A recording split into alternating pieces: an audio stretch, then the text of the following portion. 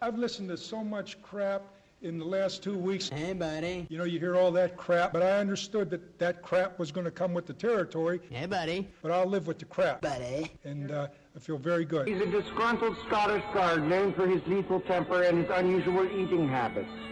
He weighs a metric ton. His name, Fat Bastard.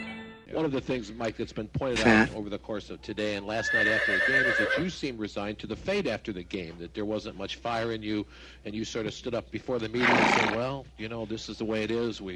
Are you resigned to this fate? Well, you're the same guy that wrote about me when I did have the fire, that was the wrong thing to do. So who you crapping? Well, I'm just asking. Don't crap me now.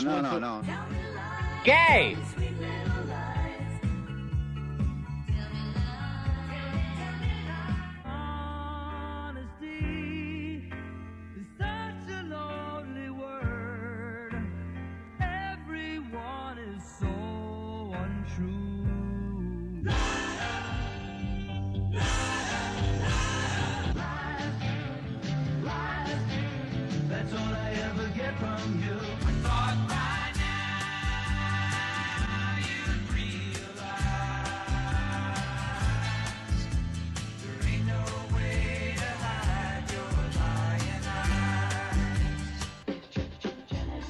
Who Ya Crappin' is brought to you by DirecTV. Every NFL game, every Sunday, only on DirecTV. Call 1-888-543-21-TV now to get 5 months free of DirecTV.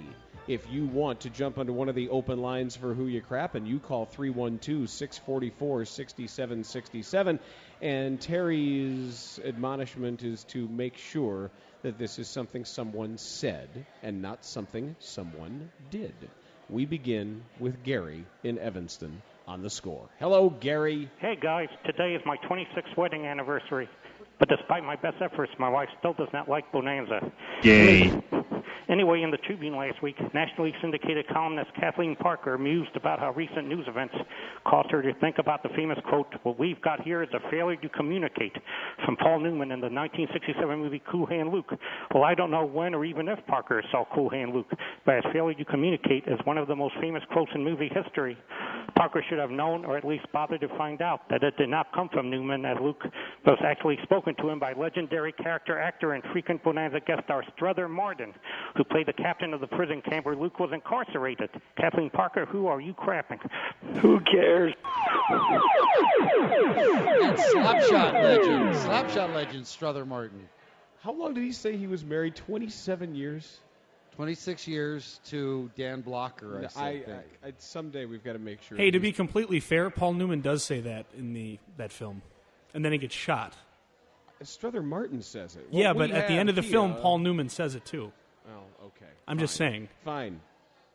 This was sent in by Ed, and I thought we'd be seeing this. It says, May 8th, 2009, Ken Williams said of Manny Ramirez and other violators of Major League Baseball's drug testing policy, it's fraud.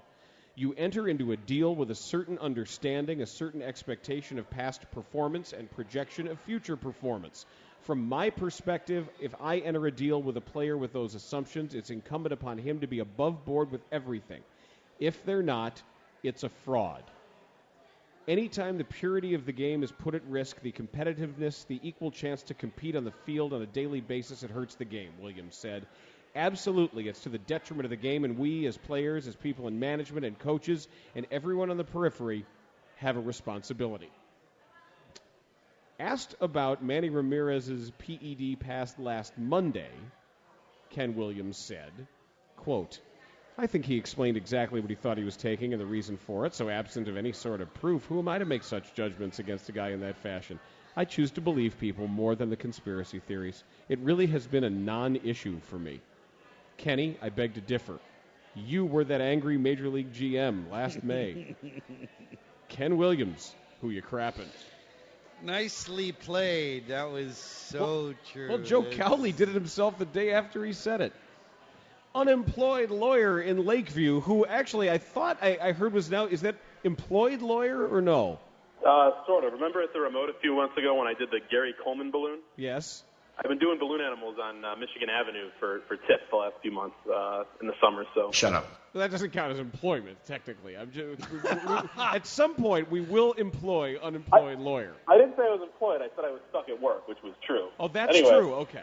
Anyway, writing Sunday about Manny Ramirez joining the White Sox, Phil Rogers confessed he hoped it had worked better than the team's previous deal, acquiring Edwin Jackson.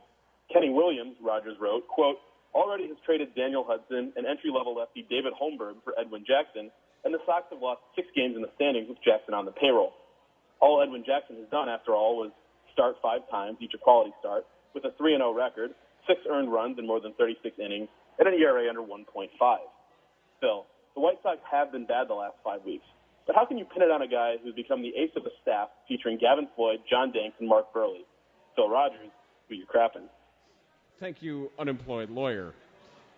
Stonecutter has made this a frequent target, and he's going after him again, as he says, Wednesday morning's Mully and Hanley show, the rotting, decrepit corpse of Dave Van Dyke managed 2 craps in less than 90 seconds.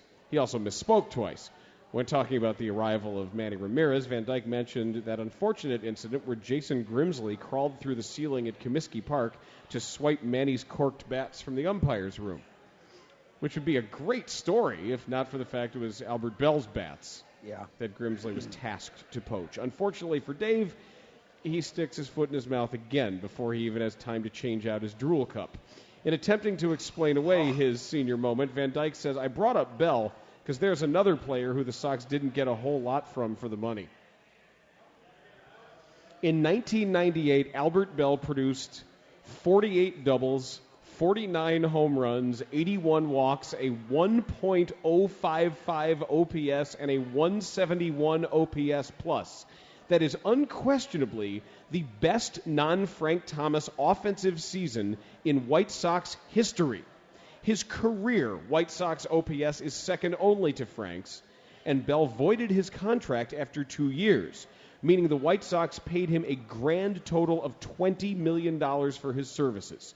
Statistically, the Sox underpaid for what Bell did on the field. Dave, I'm not one to pick on people just because they're old.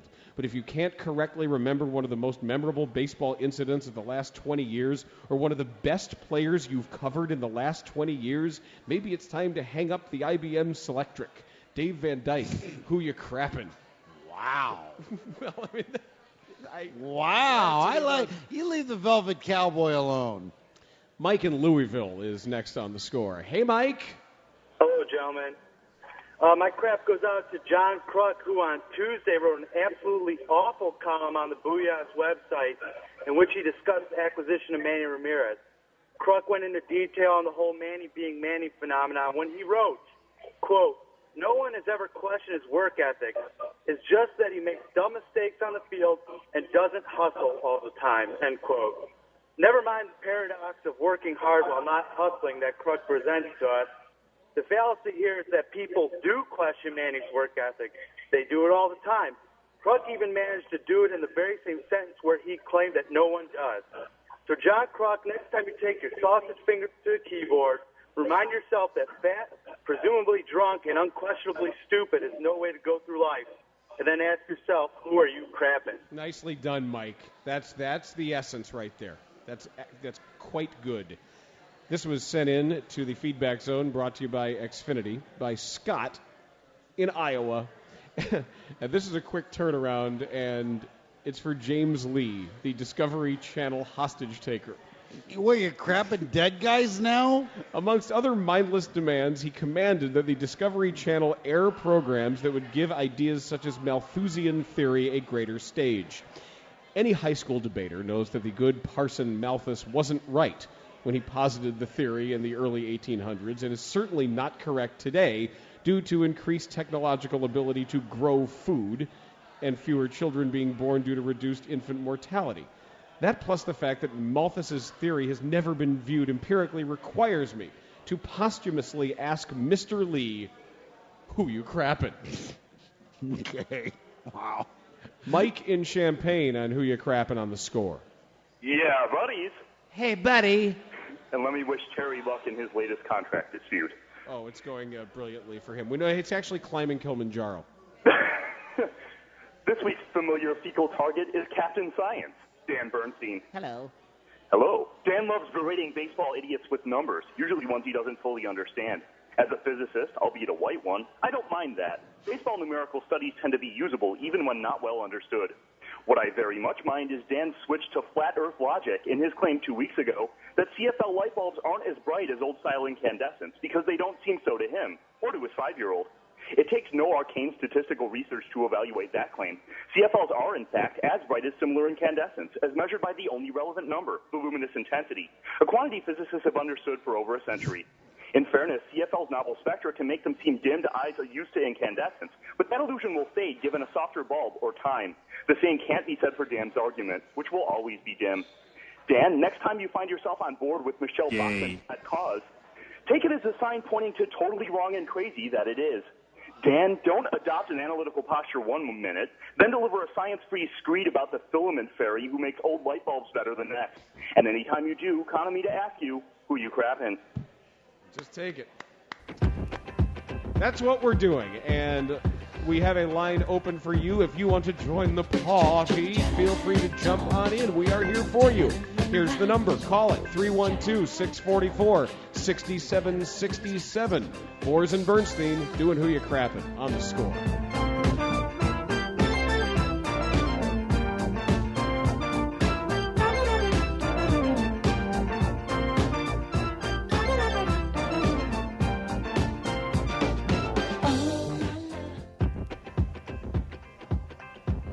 We are right in the middle of Who You Crappin' here on WSCR The Score. Boers and Bernstein, Steve Rosenblum in for Terry on the Bud Light Boers and Bernstein Who Needs To Tavern Tour. But just because we're in the middle of it, it doesn't mean there isn't room for you to join us at 312-644-6767. You will get on the air if you are something slightly above an insufferable retard. And next is Brett in Palatine. They have rights, too. On Who You Crappin' on the Score. Certainly have a place on this show. Hello, Brett. Hi, this is my first crap. Good luck with your first crap. Thank you. This goes out to Andre Dawson. Prior to the Cubs game at Wrigley Field, he spoke in front of the crowd, and he wanted to thank all the fans in attendance and all the fans watching on GN. Andre, the game was on Comcast that night. Who you crapping? Well, I guess you can get on even if you are an insufferable dog. This is sent in by Ken, who says, the one and only Les Grobstein. I know it's my fault for listening to this, but Les shared his excitement with the listeners about the chance to see the digital clock in the studio read 12:34:56. 1, 2, 3, 4, 5, 6. He was so excited that we were treated to a countdown as the time approached.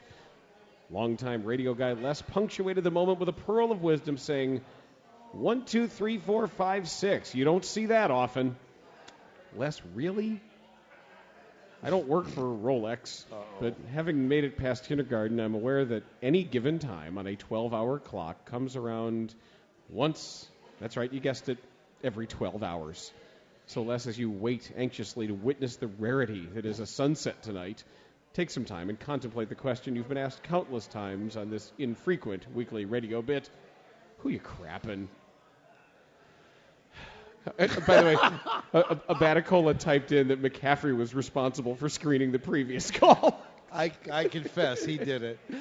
It's 10-Foot Midget in Beverly on Who You Crappin' on the Score. Happy 90210 day. Thank you. Okay. A couple weeks ago, the Score's very own Jason Goff posted a Facebook status in which he criticized the Cubs during one of their typically awful games, and justly so. But, of course, he incensed some of the Cub mouth breathers that he chooses to be Facebook friends with, so much so that they were pelting him left and right with comments saying that he shouldn't be doing that. Jason then felt compelled to post a follow-up status in which I were to see people... Something's swallowing up Midget. Jason. Phone's cutting out, dude. Sorry. I'm sure it was going to be articulate and long-winded, and you're retroactively destroyed by the shotgun. So instead, this from Dan, who says it goes out to Bears head coach Lovie Smith, who offered the following answer after Saturday night's lackluster performance against the Cardinals. It's preseason. You make mistakes. You don't play as well as you need to. It's a glorified practice. You have to look at it like that. Well, Lovie, you're the same guy who previously told us this. Whenever they're keeping score, you want to win the football game and you want to make improvements each week. We're going to be a good football team. We're not there right now. We haven't played that way yet. Correct me if I'm wrong, Lovie, but they were keeping score on Saturday against the Cardinals, right? You can't have it both ways. I realize everything is always lollipops and sunshine at Hallis Hall, and we should just blindly trust a coaching staff and front office that led us to a Super Bowl loss and 3 straight seasons without a playoff berth. But I just can't do it.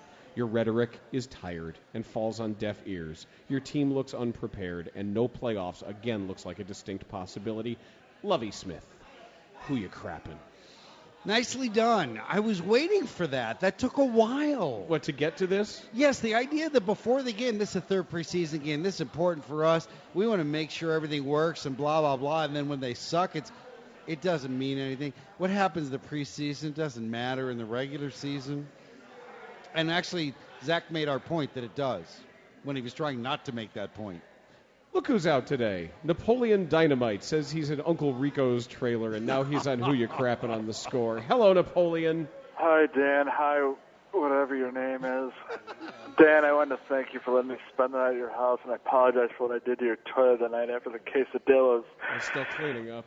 I know. I'm sorry. But anyway, this crap goes out to you from a few weeks ago. When you said that Chicago Bears players were walking around with a swagger like they had just won the past 3 World Series. I did. Oh, my God. Idiot. And Dan, I'm sure they would walk around with a swagger like that had they won the past 3 World Series because, you know, they don't play that sport. You flippin' idiot. Gosh. So, Dan, I don't even know what to say, but you gay bearded weirdo, who you crapping? Okay, bye. You almost lost it for a second here. This from Parker, who says, deep thinkers Glenn Beck and Tony LaRussa don't want people to misunderstand the Restoring Honor rally on Saturday. It was just thousands of patriots celebrating free speech, special operations, and God. Beck said it has nothing to do with this city or politics. It has everything to do with God Almighty. Dr. LaRussa appeared with his creation, Albert Pujols, to clarify Professor Beck's buckshot message. Quote, it has absolutely nothing to do with politics, LaRussa said. Otherwise, Pujols would not be involved. For anybody to look at it differently, they're making a big mistake. It's got nothing to do with politics with any issue on either side. Oh, thank God that Restoring Honor was just religious and not political, because we all know that when God chooses sides, little things like civil rights, nuclear bombs, and science will always fall into the right hands. Tony LaRussa, who you crappin'? And thank you for that. And this one is from Jesse. In the 7th inning Monday against the Indians, Gordon Beckham was hit in the hand by an inside fastball from Frank Herman. Fearing Beckham might have to go on the DL, Ed Farmer goes on a mini tirade saying the Sox can't afford to lose a player this late in the season, and especially not one this good. We need to send a message. I don't care if it wasn't on purpose. Our players are getting hit, and we need to drill somebody. Ed, the problem I have with this is you're justifying retaliation for something unintentional. If Ozzie took your advice and the Sox did plunk someone in the next half inning, it could have led to a bench-clearing brawling and more players injured or suspended. How is that better? And why is drilling somebody how you send a message? By not retaliating, didn't the Sox send the message that it's more important to win the game than get players suspended, which could likely end whatever playoff chances they have for good? You even admitted it wasn't on purpose. Ed, don't stoop to the level of Juan Nieves by thinking they have to hit opponents to look tough. It doesn't rewrite the past. It could cost them the season. You're above that. Who you crapping? Quit yelling. Sorry. Time to check the Terry Boers manometer, which he left here and that he found at the Isle of Man. And we will close out. I thought he got it from Manny Ramirez. It probably would have been more appropriate, but we can say he did. But Manny is going to a special barber right now. He's flying him in. To get his hair not cut. Flying him in. His barber makes house calls. We will close out Who You Crappin' as Dave and Elgin bears the pressure on the score. Fire away, Dave. How's it going, guys? This is my first crap. Good luck with your first crap. This goes out to Jay Cutler after he was mercifully pulled out of the glorified practice against the Cardinals on Saturday. He said the reason for the 2 early first-half timeouts were because guys on the offense were confused and not quite sure where to line up. Then after watching the tape, he addressed the media again on Wednesday, saying that the offense was going to be okay. The problems were just little things. I mean, it's not like guys didn't know where to line up. So were those 2 timeouts in the first half just for practice, Jay? I know you got all the tools to be a great quarterback, Jay, but I got to tell you, you're starting to sip the Lovie Smith Kool-Aid, and you got to ask yourself, who you crapping? You make us wonder with the things you say. Maybe you were having an off day. You must have thought that we were napping. Hey, buddy, who you crapping?